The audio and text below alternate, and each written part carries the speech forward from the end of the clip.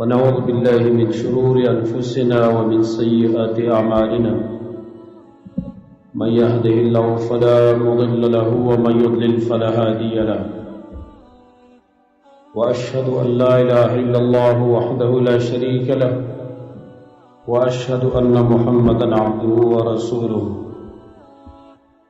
أما بعد فإن خير الحديث كتاب الله وخير الهدي هدي محمد صلى الله عليه وسلم وشر الأمور محدثاتها فإن كل محدثة بدعة وكل بدعة ضلالة وكل ضلالة في النار. أعوذ بالله السميع العليم من الشيطان الرجيم من همزه ونفخه ونفثه. إن الذين قالوا ربنا الله ثم استقاموا تتنزل عليهم الملائكة ألا تخافوا ولا تحزنوا وأبشروا بالجنة التي كنتم توعدون. تیرہ جمعہ کی منگ دا مرگ دا ذکر فوائد اغا بیان کریو.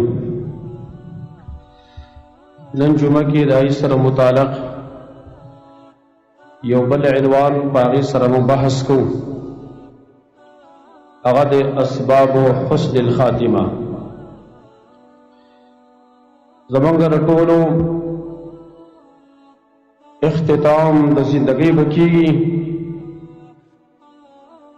کم خلق چی تلی اغا تلی دی او کم چی جوندی دی دا دی یو رز دا دی زندگی اختتام کے دو والا دے خود چا تاریخ معلوم نہ دے چی پا کم تاریخ پر دی زندگی اختتام کی. و کمال دا دے چی دا سڑی دا زندگی اختتام دا پا آغا سبان دیوشی چی کم دا اللہ خوخوی او سڑی تبی بیا پا آخرت کی نجات و کامیابی میلاوشی اور نقصان اور تاوان دا خلق دے چی داغی زندگی ختم شی خب آغا سبان دی ختم شی چی ہمیشہ دا پارا بیا پا تاوان کی پا خسران کی واقعی وی. دا دنیا سخت اور دنیا تکلیف کار سمر سواشی خداغی انتہا شتدے کنوری سمنے انتہا رازی پا مرگ باندے، لیکن دا آخرت داغی تکلیف و داغی دا سخت انتہا نشتدے اور دا انسان دا دنیا نا رخصت دل دا چی پا کم حالات کی ہوشی ام پا اقا حالات باندے با پورز قیامت انسان بیاد اللہ مخی تو مدری گی. یہ صحیح حدیث کے راغلی نبی صلی اللہ علیہ وسلم فرمائی یبعث الرجل علی ما مات علیہ ورز قیامت باندے انسان پا حالات باندے برا پورتا کی چی پا کم حالات باندے دل مرگ راغلی. دیو جنا دعا بسڑے کئی ہمیشہ دا پارا لکداب انشاءاللہ پا اسباب کی من ذکر کو چا اللہ زمان خاتمہ پا اسلام بانے پا ایمان بانے راولا. ادائیو حدیث کی مراغلی نبی صلی اللہ علیہ وسلم فرمائی لیم دی یو سڑے بھئی ظاہر کی خلقت و معلومی کی چدا اعمال جنتیانو کئی لیکن آخر کی بداغانا داسی و عمل صادر شی چی اغبر جہنمیان و عملوی اس تو جہنم تلال شی. آئیو سڑے بھئی اغبر بظاہر کی اعمال بد کئی آخر کی بداغانا داسی و عمل صادر شی چی اغبر جنتیان و اس تو اللہ جنت داخل کی اور نبی داویل انما الاعمال بالخواتیم دا اعمال و دار و مدار دا پا خاتمہ بانے دے. لہذا آغا اسباب اختیارول پکاری چی پائی مانے زمان خاتمہ خشی امانگ لپا اسلام پا حالات کے مرگ راشی خلاصے خود نہیں چانشترے سو ایک دعوانی شکولے چی مالا بن رازی خو کوشش بدا کو چی آغا حالات اختیار کو آغا اسباب اختیار کو چی خاتمہ پی خشی. پائے کہ منگنن اول سبب ذکر کو الاستقامہ. اول سبب چی زمان خاتمہ پاغیبان خکی و منگل دا حالات اسلام کے مرگ رازی اغب استقامت فی الدین وی اور استقامت فی الدین دا غیرن حاصل و تعبیر اہل المدا ذکر کردی هي القيام على امر الله د الله چې کوم احکام دي پاغي باندې ودرېدل فلا يضيعه چې انسان هغه نه ضایع کوي والقيام على حدود الله د الله چې کوم حدود دي پاغي باندې قیام کول فلا ينتهكها نو هغه به سړی نه ماتوي کوم شي نه چې الله موږ منع کړي هغې نه به ځان منع کوو کوم څه به انشاءالله امر کړی په هغې باندې به برقرار اوسېږو او دا دی آیات کې الله ذکر کړي کوم چې ما ولوستو ان الذين قالوا ربنا الله یقینا هغه خلک چې هغې وایي زموږ رب الله دی او په دې عقیده باندې بیا دې کلکې ثم استقاموا بیا دې استقامت اختیار کی فائدہ بیدائی تتنزل علیہم الملائکہ ملائک دا اسمان را کوزی کی پدی بانی او دا زیر بشارت ایتا ورکی اللہ تخافوا ولا تحزنوا مبی ریگئی تاسو مغم جنکی گئی تاسو دا یو عظیم احساس دے چھ انسان تر مرد پٹیم کی دا ویلے شید اللہ دا طرف ملائک راشی اللہ تخافوا کہ تاسو باندې هیڅ قسم یره نشته دی ولا تحزنوا مغم جن کی گئی وابشروا بالجنة التي كنتم توعدون او خوشحال شي پاغ جنت باندې چې کوم تاسو د هغې وعده کېدلی شوه او بیا وروسته نحن اولیاؤکم فی الحیات الدنیا وفي الاخره ملائک بیا انسان ته وایي دغه مؤمن ته موږ ستاسو دوستانو په دنیا کې هم او په آخرت کې هم دا بشارت چې میلاویږي دا رزن کدن په ټیم کې میلاویږي دا په قبر کې میلاویږي دا په آخرت کې بیا میلاویږي دا د استقامت په وجه باندې ابن کثیر ویلي د آیات په تفسیر کې وایي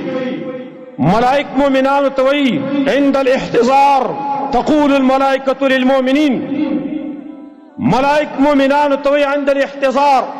کله چې مرګ حاضر شي کله چې زنکدن شروع شي څه ته وایي نحنو كنا اولیاءکم اے قرناؤکم من ستاسو دوستانو نحن كنا اولیاءکم من ستاسو دوستانو ملګری مو فی الحیات دنیا په ژوند دنیوي کې یو استقامت فی الدین دویم سبب او ایمان څومره چې د انسان ایمان مضبوط وي او نه به آغاز خاتمه په اسلام باندې کېږي الله فرمایي يثبت الله الذين آمنوا بالقول الثابت في الحياة الدنيا وفي الآخرة الله مؤمنان مضبوطی په سبب د مضبوطی وینا باندې چې د توحید وینا ده او د اسلام او د ایمان وینا ده په ژوند دنیوي کې وفي الآخرة او په آخرت کې مضبوطی ويضل الله الظالمين او الله ظالمان خطا کوي مانا د مؤمن د ایمان په وجه باندې د زنکدن په ټیم کې الله د استقامت نصیب کوي الله ته مضبوطیا نصیب کوي کلمه توحید په جواب باندې جاری کیږي او کوم چې ظالمان دي نو الله د زنکدن په ټیم کې خطا کوي په قبر کې الله خطا کوي التبیا جواب نشي کولای کلمه توحید په جواب باندې جاری کیږي ويفعل الله ما يشاء الله چې څه کوي څو غواړي نو هغه کوي دریم سبب او د التقوا کلم چې مونږ تقوا اختیار ولا زمونږ به خاتمه په اسلام باندې کېږي الله فرمایا یا الذین آمنوا اتقوا الله حق تقاته ولا تموتن الا وانتم مسلمون اے ایمان والو ویریږئ د الله نه په حق یې سره ویریږئ او تاسو له دې مرګ نه راځي مګر د اسلام په حالات کې دلیل په دې باندې چې کوم سره تقوا اختیار کی په تقوا باندې دوام اختیار کی حق تقوا اختیار کی ان شاء الله اسلام باندې بوله مرګ راځي ولا تموتن الا وانتم مسلمون کله چې زمونږ نه ساه اخیستلی کېږي زمونږ غټ کار په دغه ټیم کې غټ مشکل په دغه ټیم کې زمونږ په جواب باندې کلمه توحید جاری کېدلی او الله فرمایي ومن یتق الله یجعل له مخرجا چا چې د الله نه یره کوله الله ولا د هر مشکل نه زیات خلاصې وګرځوي ومن یتق الله یجعل له من امره یسرا چا چې د الله نه یره کوله ټول کارونه به ورته الله آسان کړي د تقوا په وجه باندې به اسانتیا پیدا کیږي څلورم سبب الصدق رښتیا ویل کله چې یو سړی رښتیا وایي که هغه د الله سره کومې وعدې کړې هغه رښتینې کوي رسول سره کوم وعدې کړې هغه رښتینې کوي مومنانو سره کوم وعدې کوي هغه رښتینې کوي. عام معاشره کې په عامو خبرو اترو کې دی د خولې نه رښتیا راوباسي، د دې سړي خاتمه به ښیي. سبحان الله، په دې معاشره کې اوس په دې دور کې رښتیا ویل تقریبا محال شوي دي، تقریبا رښتیا ویل ګران شوي دي. مشکل ده چې د رښتیاو سره سړی ژوند تېر کړي. دلته معاشره د دروغو جوړه شوې ده، خو کوم سړی چې رښتیا وایي د خاتمه به ښیي. الله فرمایي یا ایها الذین آمنوا اتقوا الله وکونوا مع الصادقین. ای ایمان والو د الله نه ویرېږئ او د رښتینو خلکو ملګري شئ. کومو خلکو چې خپلې وعدې رښتینې کړي دي، رښتیا یې ویلي دي، د هغې بیا حال وګورئ. مشهوره واقعه ده، کله چې غزوه احد قائم شوه، انس بن النضر رضی الله عنه یو مشهور صحابي دی. دی چونکې په غزوه بدر کې شریک شوی نه و. وجه دا و چې غزوه بدر هغه اچانک قائم شوی وه. نبی او صحابه د غزا په نیت نه دي وتلي، بلکې د قافلې د ابو سفیان د هغې د لوټ کولو په نیت باندې وتلي وو. خو لیکن الله د جنگ ماحول هلته قایم کو، صحابه کرام تیار هم هغې ته نه وو. خو لیکن اچانک جنگ جوړ شو. کوم صحابه کرام هغې چې شریکو په دا قافله کې شریک او څوک چې نه وو هغې ته غایب شو. قصدن څوک د دې جنگ نه نه دي پاتې شوي. خو بهرحال عظیم معرکه وشوه. نو د نبي صلی الله علیه وسلم یو صحابي انس بن النضر رضی الله عنه او فرمایل ویل یا رسول الله غبت عن اول قتال قاتلت المشرکین. اے نبی زه غایب شویما دا اول جنگ نه چې تر مشرکانو سره پای کې مخامخ شوی او د هغې سره د جنگ کړی دی. لئن الله اشهدني، کچرته الله زبل جنگ ته حاضر کړلم. لئن الله اشهدني قتال المشرکین، که الله زه د مشرکانو جنگ ته بل ځل حاضر کړم، لیرین الله ما اصنع، الله به ما ویني چې زه څه کومه. زه به خپل الله ته وښیم چې زه د هغه لپاره څه کوم. خو که چېرته بل جنگ قایم شوم، کله چې د احد غزا قایم شوه، معرکه شروع شوه. د معرکې ابتدا کې خو فتح میلاو شوه، وروسته بیا د جنگ نقشه بدل شوه. مسلمانان د هغې نه لږ خطایي وشوه اجتهادي، دی په نتیجه کې نقصانات ډېر وشول. خلک چې کوم د میدان نه وتښتېدل او قرآن پای باندې ګواه دی. نو په دغه ټیم کې چې کله صحابه کرام هغې مدینې طرف ته روان و، میدان یې پرېښودل اکثرو. انس بن النضر په ټیم کې دا وایي اللهم انی اعتذر الیک مما صنع هؤلاء. یا الله زه تا ته عذر پیش کومه، زما د دې ملګرو چې کوم کار وکړو د دې زه عذر تا ته پیش کوم، خیر دی معافي کا. وابرؤ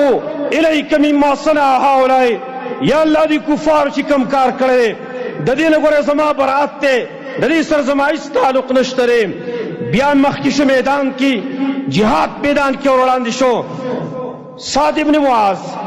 رضی الله عنه هغه ورته مخې ته راځي. سعد ابن معاذ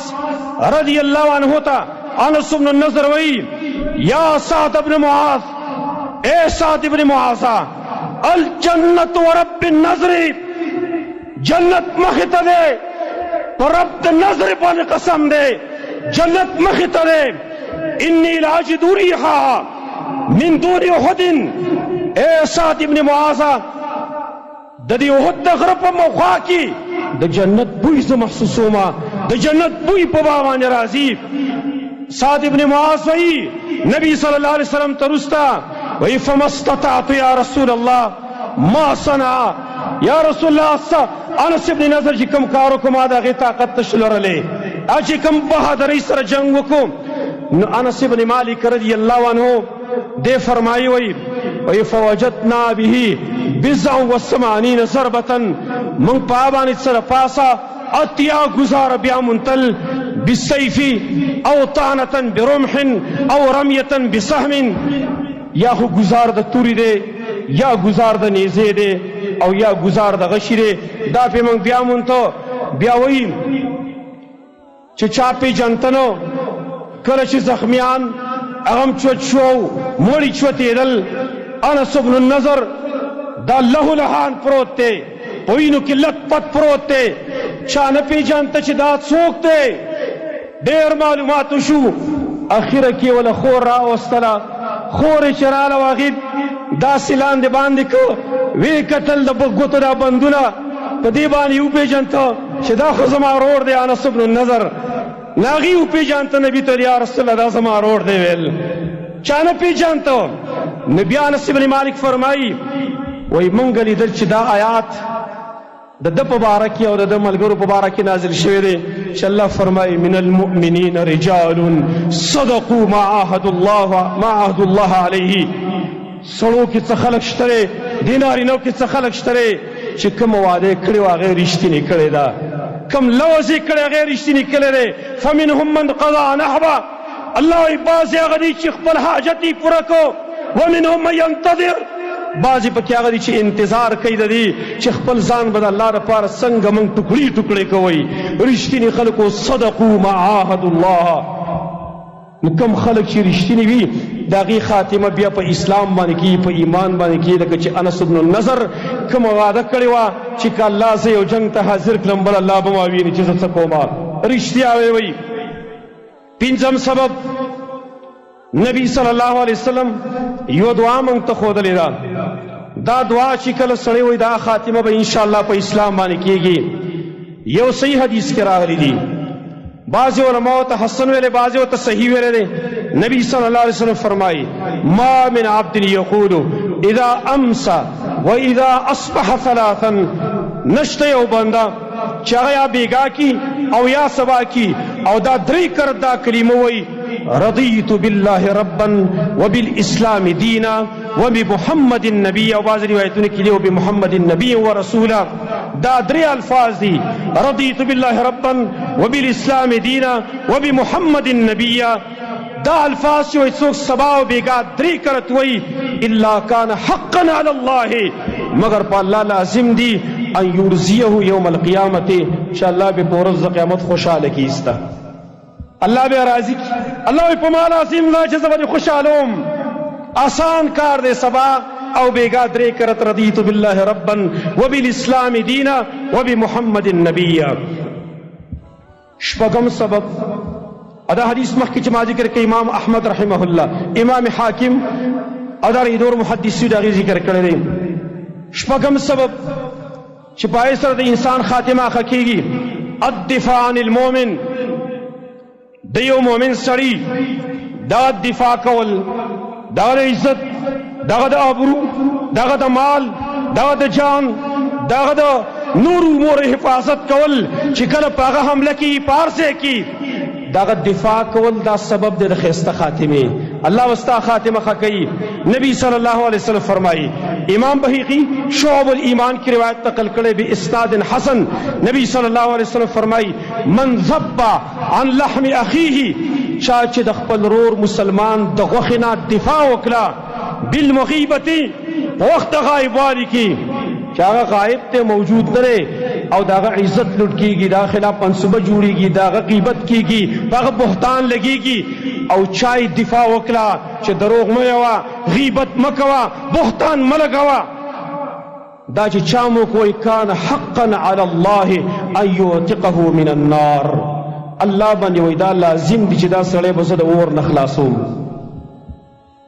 نچی اللہ بنی لازم دی جذبی دا اور نخلاصم خمانا سشوا چی رد خاتمہ پا اسلام بانی کی گی رد خاتمہ پا ایمان بانی کی گی زمانو و منگ لازم داری چی منگ بدخ پدرون مسلمانانو داغی دفاع کو داغی عزت او داغی دا عبرو دفاع بکو دانا چی منگ باغی تا کنزل کو داغی باغی بانی بہتان لگول باغی بانی تحمتون لگول داغی غیبتون کول دا بچرتم منگ نکو دا سنو لکه بعض خلق تعجب منگ لرازی دا خبری کول پکارم نے خخلی لرال وس زن خلق زان بانی دا مولا لیبل لگولی دے زان بانی دا مولا تاپا لگولی دا چیزا مولی سے بیم و منبر نبی باندے ولاڑی او بیا دا خلقو بدی بیانی دا خلقو غیبت کئی دا خلقو سپکاوالے کئی چکم خلق مبارکی نبی صلی اللہ علیہ وسلم فرمائی دی ان من اجلال اللہ اکرام دی شیبت المسلم دا الله تعظیم، دا الله عظمت، دا الله قدر او احترام داره چې سړی د یو سپین ګیري سړي قدر وکړي چې داغه ګیره سپینه شوې ده، داغه سر سپین شوی دی، بوډا دی، داغه قدر کول دا زما د رب قدر کول دي، دا احترام کول دا د رب احترام کول دي. وحامل القرآن، او کوم سړی چې هغه قرآن زده کړی پای کې غلو نه کوي، پای کې سختی نه کوي، دارنګي او بل هغه بادشاہ چې هغه انصاف والا دی، د دې درې کسانو قدر او احترام چې څوک کوي د دې سړي، دا سړی اصل کې د الله قدر کوي، دا د الله تعظیم کوي. او بل حدیث کې راځي نبی صلی الله علیه وسلم فرمایي ما من مسلم یشیب شیبة فی الاسلام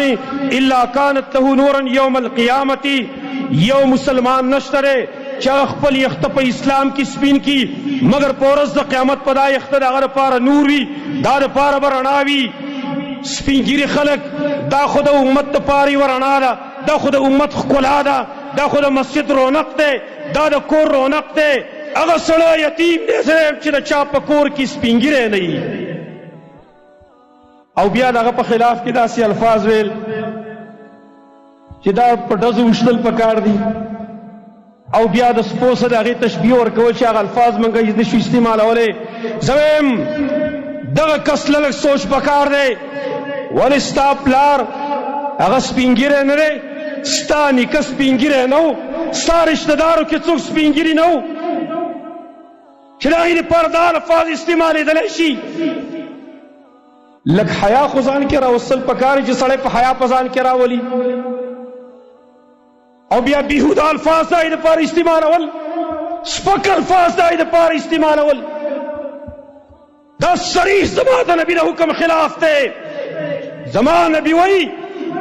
د سپین ګیري سړي قدر کول، احترام کول دا د الله قدر دی. خو پته ولګېدله چې څوک د سپین ګیري بې عزتي کوي دا د الله بې عزتي کوي، په دې پوهېږي نه. دې ته حدیث ښودل پکار دي. دا ژبه استعمالول آسان دي،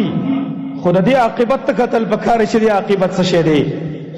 دا خطره شته دی. ګورې څوک چې د دې خلکو بې عزتي کوي که نه، د خاتمه کېدی شي خرابه شي، خاتمه به خرابه شي. ته دفاع به کې د مسلمان، ته به عزت کې د مسلمان، خاص کر د سپین ګیرو. بیا او بیا خلک هغوی به دا وایي چې مولیان اخر په دې شروع وکړه، اوس پر سپین ګیرو بې عزتۍ نه کوي په منبرونو باندې، او بیا وایي چې یاره دا جومات ته مه پرېږدئ. سبحان الله، جومات ته سپین ګیری مه پرېږدئ، جومات خو د سپین ګیرو ځای دی. هلکان جومات ته راځي، سهار مانځه کې څوک ولاړي؟ سهار مانځه کې خو سپین ګیری ولاړي. د سپین ګیري په وجه باندې ستا حیا باقي ده. که دا سپین ګیري نه وی شرمېدلي به یې منګه چې وګوره دې محلې والا ته په جومات کې څوک نشته دی چې جمع پکې وکړي،